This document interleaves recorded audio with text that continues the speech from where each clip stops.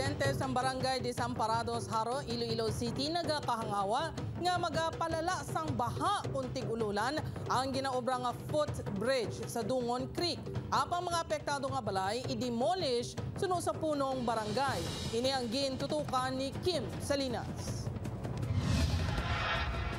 Daw nagtaas man ang tingog sang pila ka mga residente malapit sa Dungon Creek sa Desamparados, Haro bangod sa kabalaka nga magtaas man ang tubig kung magbaha magabot ang tig-ululan.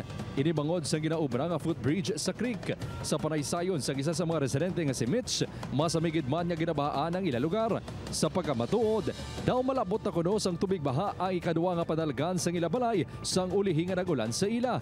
Gani, amo lang sini ang iya kaangawa sang ginsuguran obra ang footbridge sang nagligat nga bulan. Mabahagi na di siya sa amon kaya ang digto daan nga side dito sa likod do nubo pa na to. Ti ang tubig mabalik na di sa amon. Dira magi sa likod do. Samtang ya wala pa na yan nahuman niya sigurado gina iya mabahagi na diya sa amon. Suno sa punong barangay sang Desamparados, Haro, wala man sang dapat kabalakan sa baha ang mga pumuluyo. Bangod gin padaluman sang kontraktor ang creek kag tatuman ang tamburong sang footbridge. Ini ang kabahin sang proyekto nga esplanade nga ginapaobra sa Department of Public Works and Highways. Pusimal nga nakita nila, kaya ang tubig niya ginaploy na. Ang ibigibutaw na tambulong is gamay.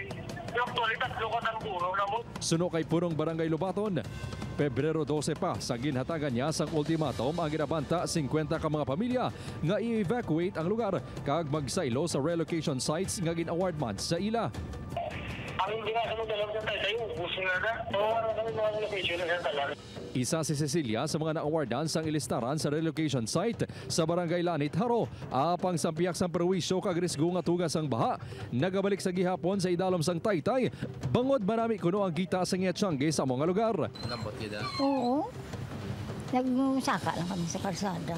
Dala namin mga karga. Ti ako niya wala na lang kuya gamoy. Ti hindi man di aton. Iya man niya sang gobyerno. Mahalin na lang kuya ya. Ginpakikangutan sa news team si DPWH OIC Regional Director Sunny Boy Oropel apang wala ini nakapa-interview tungod may meeting nga ginatambungan.